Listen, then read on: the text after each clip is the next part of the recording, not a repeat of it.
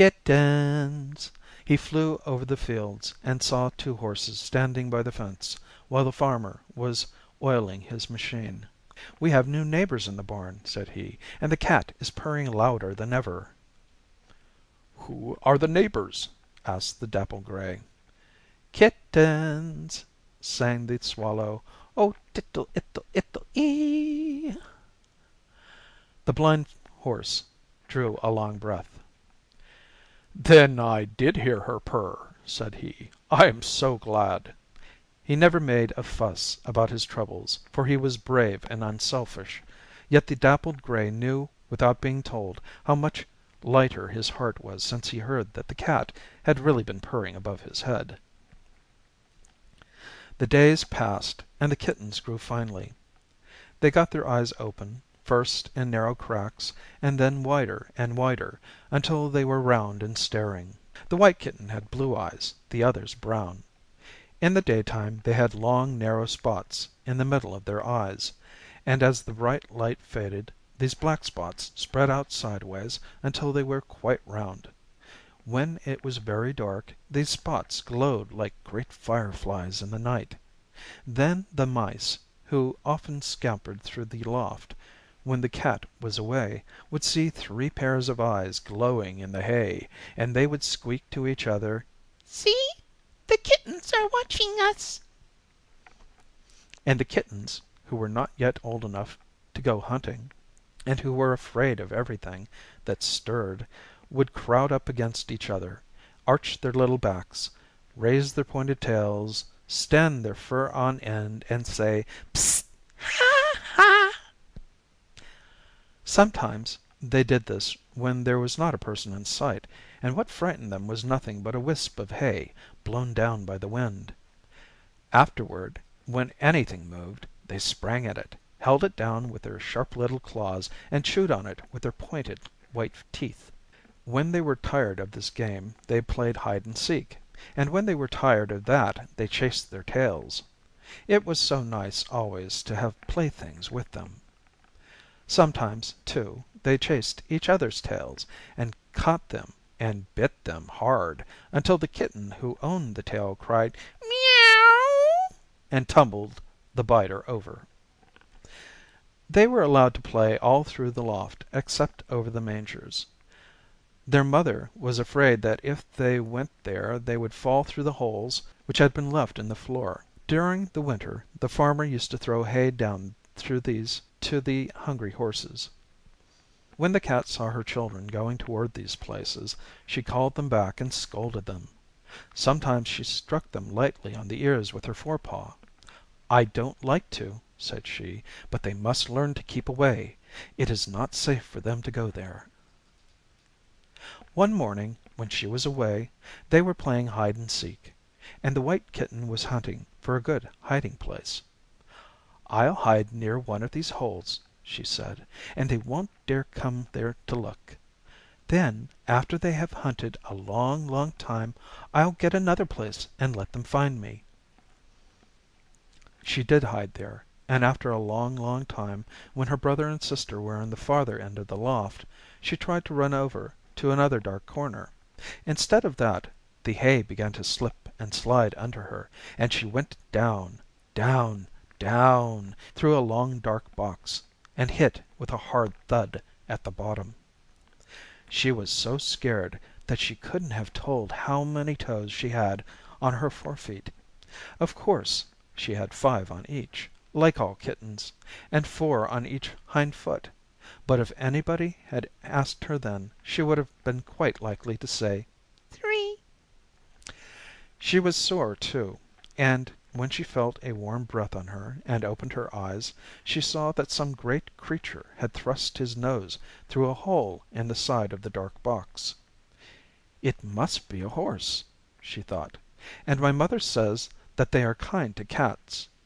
I think I'd better tell him who I am. I don't want him to take me for a pig, because he may not like pigs." You see, she forgot that horses had been living in the great world and could tell to what family a person belonged the very first time they saw him. The only people she had ever seen were swallows and mice. "If "You please, sir," she said, "I am the White Kitten, and I just tumbled down from the hayloft, but I didn't mean to." "I am the Blind Horse," answered a strong and gentle voice outside, "and I hope you are not hurt." "Not very much," answered the kitten. "I just feel achy in my back and scared all over." "Come out into the manger, White Kitten," said the Blind Horse, "and perhaps you won't be so scared. I won't touch you, although I should like to. You know I am blind, and so, unless I can touch people, I don't know how they look." The White Kitten crawled out and saw him, and then she wasn't afraid at all. She was so sorry for him that she couldn't be afraid. She remembered the time before her eyes opened when she had to feel for everything she wanted. It was not so hard then, because she did not know anything different, but now she could not bear to think of not being able to see all that was around her. "If you will put your nose down in the other end of the manger," she said, "I will rub up against it, and you will know more how I look." The Blind Horse did this, and who can tell how happy it made him when her warm and furry back rubbed up against his nose? "Thank you," he whinnied. "You are very good." "Would you know I was a kitten if I hadn't told you?" she said. "Indeed I would," he answered. "And you wouldn't have thought me a pig?" she asked. "Never," said he. "I wouldn't even have believed you if you had told me that you were one." The Blind Horse and the White Kitten became firm friends, and when she tried to wash off the dirt that got into her fur, she sat in the very middle of the manger and told him all about it. "My mother always has washed me," she said, "but my tongue is getting big enough to wash with now. It is getting rougher, too, and that is a good thing. My mother says that the reason why all the prickles on cats' tongues point backward is because then we can lick all the meat off from bones with them. I'm most old enough to eat meat now. I can't wash the top of my head, though. You have to wet your paw and scrub it with that. Can you wash the top of your head?" Then the Blind Horse told her how the men kept him clean. And while he was telling this, the cat came into his stall, crying and looking for her child. "Oh, mother," cried the White Kitten, "I tumbled down, but I didn't mean to, and I'm sorry I didn't mind you. And the Blind Horse can't wash the top of his head, and he knew that I wasn't a pig." The cat was so glad to find the White Kitten that she didn't scold at all, but jumped into the manger and washed her clean, and then caught the loose skin of the kitten's neck between her teeth and carried her through the stalls, across the barn floor, and up the stairs to their home. That made the kitten much ashamed, for she thought that she was old enough to go alone. For 2 whole days after this the White Kitten was so lame from her fall that she could only lie still on the hay, and she could see that her mother did not treat her as before.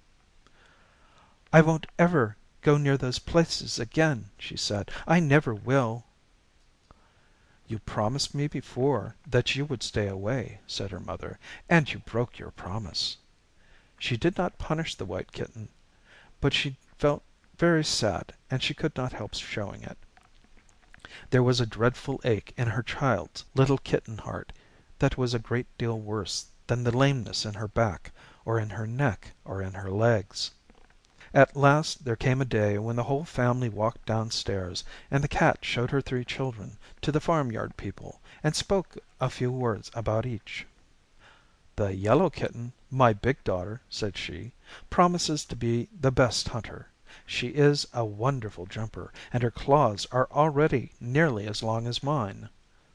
My son, the brown one, has a remarkable voice. And this White Kitten, my little daughter, is the most obedient of all. She has never disobeyed me since the day she fell into the manger, and I can trust her perfectly." Then the White Kitten knew that she was quite forgiven, and she was the happiest person on the farm.